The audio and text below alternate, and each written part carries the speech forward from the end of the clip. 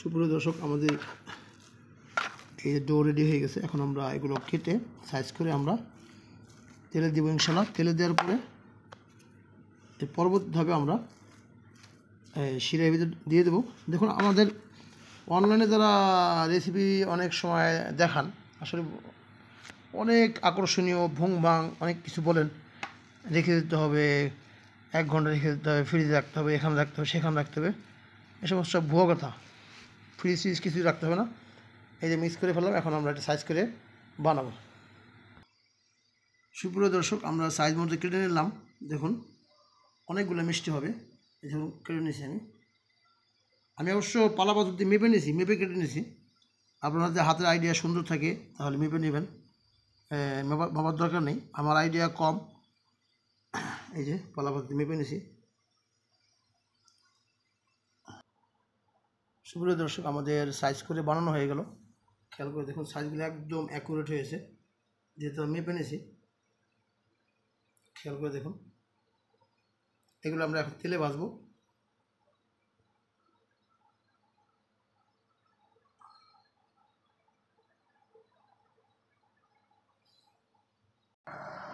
দেখুন, তেল রেডি হচ্ছে।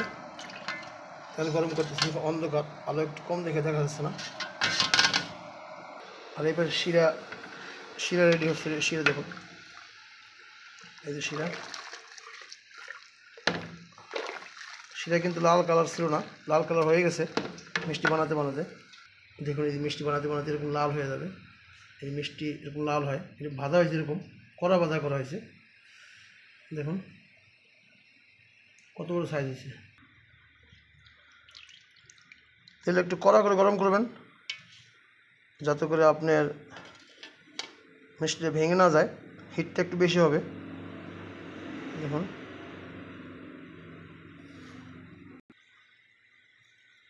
মোটামুটি তেল গরম হয়ে গেছে। আমরা এখন দেওয়া শুরু করব।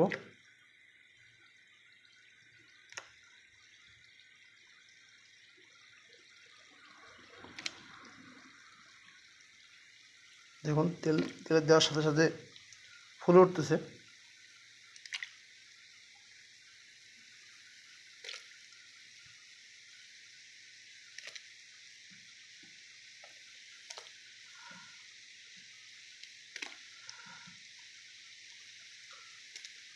একটু ফুলবে, এই জন্য আপনি এই পরিমাণ দেবেন যাতে করে ঠিকমতো নাড়াচাড়া করা যায়। দেখুন,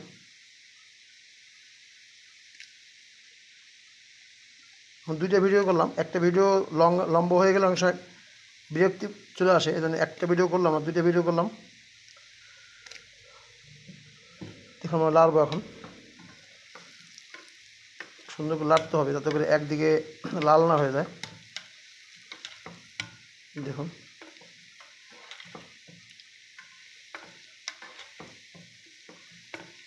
সেটা যেন সুন্দর করে সব দিকে সুন্দর হয়। তেলটা একটু হিট যদি না হয়, অনেক সময় যে সমস্যাটা হয় সেটা আমি দেখাই। এখানে কয়েক পিস মিষ্টি করে সমস্যা হয়েছে কিনা, না হয়নি। তেল মোটামুটি ভালোই গরম ছিল। তেলটা একটু বেশি করে গরম করে এই জন্য নিতে হবে যাতে করে মিষ্টিটা ভেঙে না যায়। অনেক সময় তেল গরম কম হলে, মেডিসিন পরিমাণ বেশি থাকলে এই মিষ্টিটা এই তেলের ভিতরে হয়ে যায়, ভেঙে যায়।